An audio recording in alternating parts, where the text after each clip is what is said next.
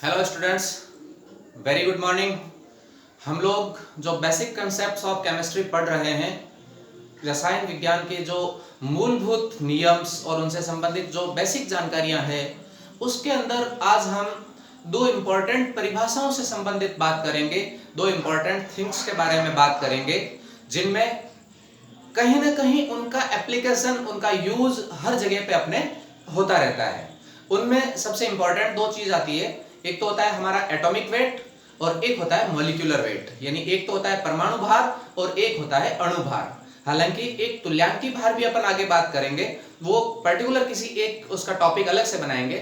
आज हम दो मिलती जुलती चीजें हैं, बहुत आसान सी चीजें हैं, बस आपको उनको ढंग से समझना है। ठीक है, अब कैसे उनके बारे में डेफिनेशंस दी गई, क्या उनका फॉर्मूला काम में लिया गया, इस टाइप से अपन उसके बारे में बात करते हैं। देखिए, एक आता है एटॉमिक वेट, यानी कि अपन हिंदी में इसको बोल देंगे परमाणु भार। अब परमाणु भार किसको मानेंगे? जनरली पहले ऐसा माना गया कि हाइड्रोजन का जो भार होता है वो एक मान लिया गया, और एक भार के साथ ही क्या हुआ कि हाइड्रोजन के भार को फिर दूसरे किसी का निकालना है तो उससे सीधा सीधा मल्टीप्लाई कर दो। लेकिन फिर क्या हुआ, स्पेक्ट्रोस्कोपी से और अलग अलग टेक्निक जैसे आई, तब पता चला कि जो हमारा हाइड्रोजन का जो भार होता है वो 1.008 होता है। तो अब छोटी जो इकाई है, कम क्वांटिटी वाइज है, तब तो अगर इससे मल्टीप्लाई करते हैं तो ज्यादा फर्क नहीं होता। लेकिन धीरे धीरे जैसे जैसे एटॉमिक नंबर बढ़ता जाएगा, एटॉमिक वेट बढ़ता जाएगा, वैसे वैसे अगर आप इसको मल्टीप्लाई करोगे तो 1 के साथ 0.008 भी तो मल्टीप्लाई होगा। तो इससे उसमें काफी वेरिएशंस आने लगे। तब क्या है कि कुछ नई डेफिनेशंस के लिए अपना जो कार्बन होता है, उस कार्बन का एक आइसोटॉप होता है C12, कार्बन 12, इसका एक समस्थानिक होता है। इस कार्बन 12 में ध्यान रखिए, कार्बन का C12 होता है, C13 होता है, C14 भी होता है। हम ज्यादा मात्रा में कौन सा है, 98 पॉइंट समथिंग परसेंटेज में इसकी अपीयरेंस है, ये पाया जाता है। तो प्राकृतिक रूप से सबसे ज्यादा है, इसी को स्टैंडर्ड माना गया। तो ये कहा गया कि जो आइसोटॉप C12 है, कार्बन 12 है, इस आइसोटॉप का एक यानी 1/12 पार्ट, एक पार्ट यानी 12 का जो भार है, 12 ग्राम भार है, उसका 1/12वां भाग, यानी सीधा सीधा मतलब क्या हो गया, कार्बन 12 का भार कितना हो गया, 12, और इस 12 का 1/12 पार्ट, 1/12वां भाग, ये भाग, और फिर किसी एटम का, किसी एलिमेंट का दूसरे का निकालना है, तो वो कार्बन 12 के 1/12वें भाग से कितने गुना ज्यादा भारी है, वो उसका होता है एटॉमिक वेट या परमाणु भार। ये इसकी एक सिंपल सी डेफिनेशन होती है। यानी सिंपल सा क्या मीनिंग हो गया कि अगर किसी भी एलिमेंट के एटॉमिक वेट के बारे में बात करनी है तो वो C12 के 1/12 पार्ट से कितने टाइम्स ज्यादा वेट है, ज्यादा हैवी है, ज्यादा भारी है, वो चीज कितना ज्यादा भारी है, वो उसका एटॉमिक वेट होता है। अब बाद में ध्यान रखिए, कुछ साइंटिस्ट ने क्या किया कि जब कार्बन 12 के बारे में बात की तो कुछ नए लोग आ गए कि साहब हम तो ऑक्सीजन 16 लेंगे, कि ऑक्सीजन का जो 16 आइसोटॉप है उसका जो भार होता है उसका 1/16वां भार भाग ले लेंगे, है ना, उसका वेट पार्ट जो ले लेंगे 1/16। तो 1/16 यानी इसका कितना होता है, ऑक्सीजन का 16। अब 16 का 1/16वां भाग कितना हो गया, 1। तो ये ऐसी तो आप चाहो जितनी डेफिनेशंस दे सकते हो। तब स्टैंडर्ड किसको मानते हैं हम आज भी, कार्बन 12 को, C12 का। और 1/12 पार्ट का मतलब क्या हो गया, इसका 1 हो गया। और उस 1 से अगर किसी को भी मल्टीप्लाई करोगे तो जिसका जितना एटॉमिक वेट होगा वो उतना ही आएगा। ठीक है, ये तो हुआ एटॉमिक वेट से रिलेटेड। मॉलिक्यूलर वेट में क्या होता है, ये होता है अपना अणु भार। ध्यान रखिए, ये भी एक अच्छी चीज है, और हम आगे कैलकुलेशन करेंगे उसमें ये चीज तो फिक्स होती है।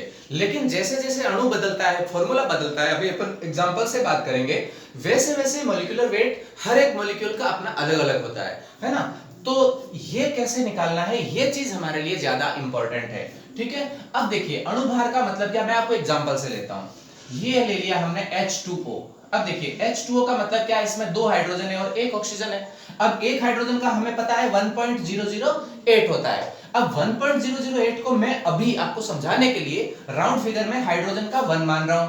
तो हाइड्रोजन का मैं ले लेता हूं 1, और ऑक्सीजन का मैं वेट ले लेता हूं, ले लेता क्या, 16 होता है उसका।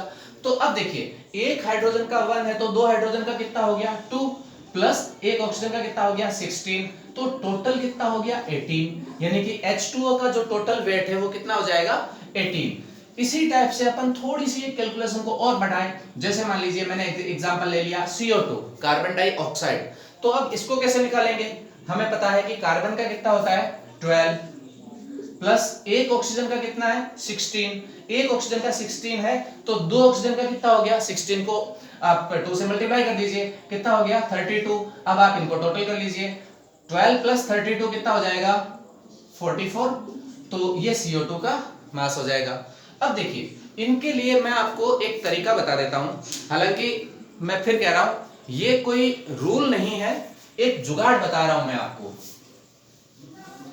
और जुगाड़ क्या है उससे अपना काम हो जाएगा। मोस्टली ये चीजें अपने को जो एलिमेंट नंबर एटॉमिक नंबर 20 तक है, यानी कि हाइड्रोजन से लगा करके हमारा कैल्शियम तक 20 पे, अब एक नंबर पे तो हाइड्रोजन है इसका तो एक है, 2 नंबर पर हीलियम है उसको देखिए, यहां ध्यान रखिए 1 नंबर से 20 नंबर तक का जो एलिमेंट है उनका जितना एटॉमिक नंबर है उससे अप्रोक्सीमेट डबल होता है। देखिए इसके बाद तो डबल से भी ज्यादा हो जाता है, इसलिए अपन ये जुगाड़ काम में नहीं ले सकते।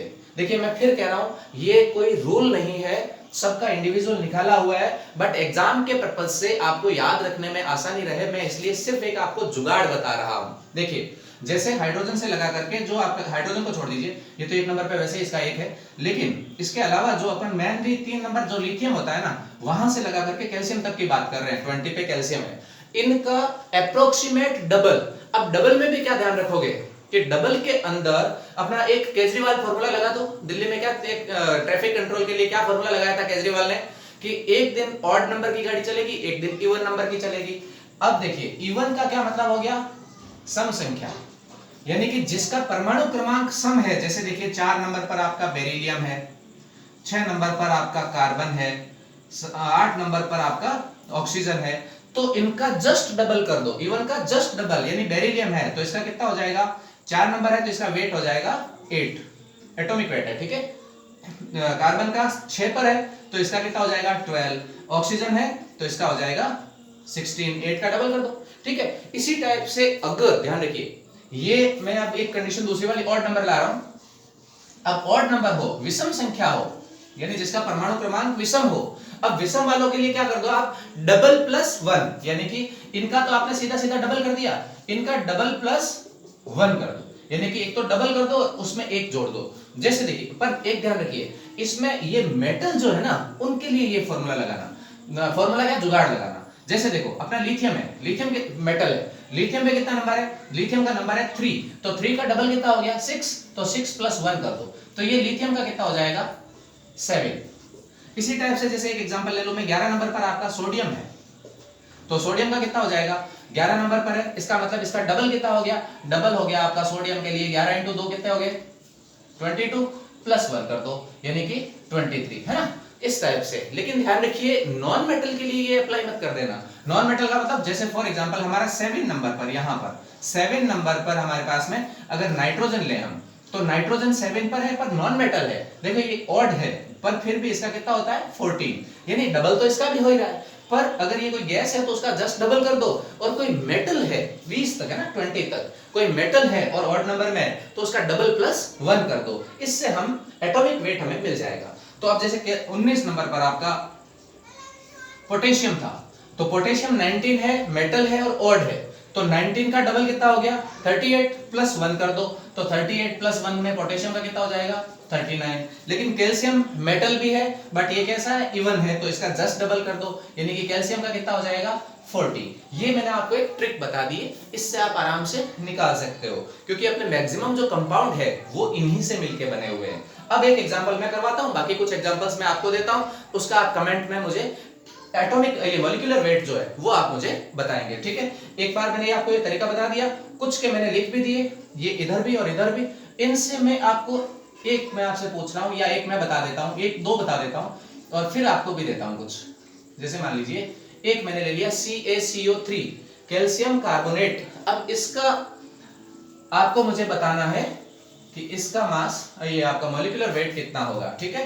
तो देखो कैल्शियम का कितना हो गया 40 प्लस कार्बन का कितना हो गया 12 प्लस ऑक्सीजन, देखो ऑक्सीजन कितने 3, तो इसका मतलब मैं इसको ऐसा लिख दूं 3 × 16, तो कितना हो जाएगा 48, तो ये हो गया। तो अब देखिए वापस कर लेते हैं, 40 प्लस 12 प्लस 48 कितना हो गया, ये हो गया 60 और ये 40 कितना हो गया 100।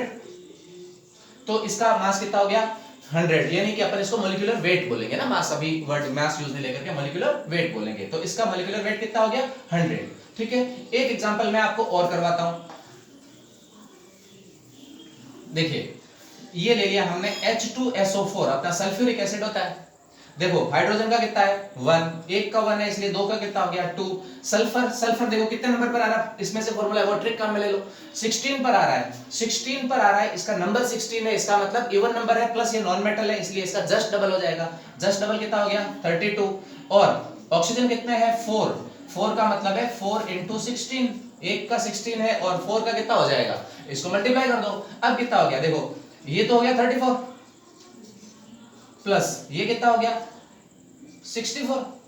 अब 64 और 34 कितना हो गया 98। तो H2SO4 का मॉलिक्यूलर वेट कितना हो जाएगा 98। ठीक है, तो इस टाइप से बिल्कुल सिंपल है। मैं आपको कुछ एग्जांपल्स देता हूं, इनका आप लोग निकाल के मुझे कमेंट करके बताइए कि हाँ इनका इतना होता है। देखिए एक मैं आपसे पूछ रहा हूं HCl, क्लोरीन के लिए मैं आपको बता दूं क्लोरीन का होता है 35.5, ये ध्यान रखिए ना, ये नॉन मेटल भी है फिर भी एक थोड़ा सा डबल से ज्यादा जाता है, 17 पर है, 34 होना चाहिए था लेकिन 35.5 होता है। दूसरा आप मुझे बताइएगा HNO3, तीसरा आप मुझे बताइएगा H3PO2, H3PO3 एंड H3PO4, इनका आप मुझे कमेंट करके बताइए। ठीक है, और इस वीडियो को ज्यादा से ज्यादा लाइक करें, शेयर करें, चैनल को सब्सक्राइब करें। Thank you.